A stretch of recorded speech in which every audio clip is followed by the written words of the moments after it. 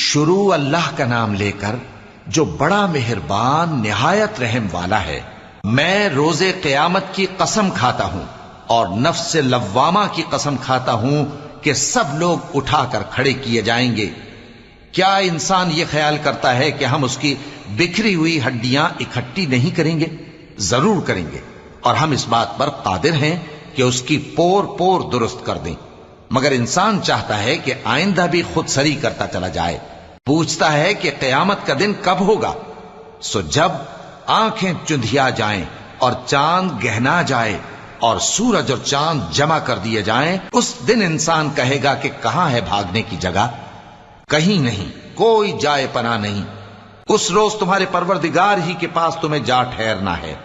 اس دن انسان کو جو عمل اس نے آگے بھیجے اور جو پیچھے چھوڑے ہوں گے سب بتا دیے جائیں گے۔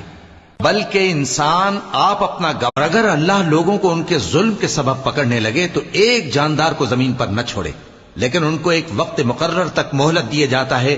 پھر جب وہ وقت آ جاتا ہے تو ایک گھڑی نہ پیچھے رہ سکتے ہیں نہ آگے بڑھ سکتے ہیں، اور یہ اللہ کے لیے ایسی چیزیں تجویز کرتے ہیں جن کو خود ناپسند کرتے ہیں، اور زبان سے جھوٹ بکے جاتے ہیں کہ ان کو قیامت کے دن بھلائی یعنی نجات ہوگی۔ کچھ شک نہیں کہ ان کے لیے دوزخ کی آگ تیار ہے، اور یہ دوزخ میں سب سے آگے بھیجے جائیں گے۔ اللہ کی قسم، ہم نے تم سے پہلی امتوں کی طرف بھی پیغمبر بھیجے تو شیطان نے ان کے کرتوت ان کو آراستہ کر دکھائے، تو آج بھی وہی ان کا دوست ہے اور ان کے لیے عذاب علیم ہے۔ اور ہم نے جو تم پر کتاب نازل کی ہے تو اس لیے کہ جس بات میں ان لوگوں کو اختلاف ہے تم اس کا فیصلہ کر دو، اور یہ مومنوں کے لیے ہدایت اور رحمت ہے۔ اور اللہ ہی نے آسمان سے پانی برسایا، پھر اس سے زمین کو اس کے مرنے کے بعد زندہ کیا، بے شک اس میں سننے والوں کے لیے نشانی ہے۔ ہم کہیں گے، کیا تم نے نہیں دیکھا کہ اللہ نے کلمہ طیبہ کی کیسی مثال بیان فرمائی ہے؟ وہ ایسی ہے جیسے پاکیزہ درخت جس کی جڑ مضبوط ہو اور شاخیں آسمان میں پھیلی ہو۔ وہ اپنے پروردگار کے حکم سے ہر موقع پر پھل لاتا ہو، اور اللہ لوگوں کے لیے مثالیں بیان فرماتا ہے تاکہ وہ نصیحت حاصل کریں۔ اور ناپاک بات یعنی غلط عقیدے کی مثال ناپاک درخت کی سی ہے کہ وہ زمین کے اوپر ہی سے اکھیڑ کر پھینک دیا جائے، اس کو ذرا بھی قرار و ثبات نہیں۔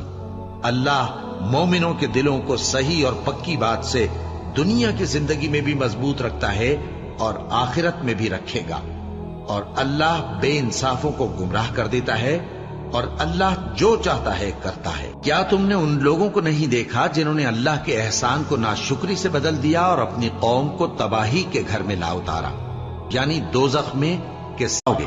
یہ تمہارے مددگار نہیں ہے، بلکہ اللہ تمہارا مددگار ہے، اور وہ سب سے بہتر مددگار ہے۔ ہم ان قریب کافروں کے دلوں میں رعب بٹھا دیں گے، کیونکہ یہ اللہ کے ساتھ شرک کرتے ہیں جس کی اس نے کوئی بھی دلیل نازل نہیں کی، اور ان کا ٹھکانہ دوزخ ہے، وہ ظالموں کا بہت برا ٹھکانہ ہے۔ اور اللہ نے تم سے اپنا وعدہ سچا کر دیا، یعنی اس وقت جب کہ تم کافروں کو اس کے حکم سے قتل کر رہے تھے، یہاں تک کہ جو تم چاہتے تھے اللہ نے تم کو دکھا دیا۔ اس کے بعد تم نے ہمت ہار دی اور پیغمبر کے حکم کی تعمیل میں جھگڑا کرنے لگے، اور تم نے اس کی نافرمانی کی۔ بعض تو تم میں سے دنیا کے طلبگار تھے اور بعض آخرت کے طالب۔ اس وقت اللہ نے تم کو ان کے سامنے سے ہٹا دیا تاکہ تمہاری آزمائش کرے، اور اس نے تمہارا قصور معاف کر دیا، اور اللہ مومنوں پر بڑا فضل کرنے والا ہے۔ وہ وقت بھی یاد کرنے کی لائق ہے جب تم لوگ دور بھاگے جاتے تھے اور کسی کو پیچھے پھر کر نہیں دیکھتے تھے، اور رسول اللہ صلی اللہ علیہ وآلہ وسلم تم کو تمہارے پیچھے کھڑے بلا رہے تھے، تو اللہ نے تم کو غم پر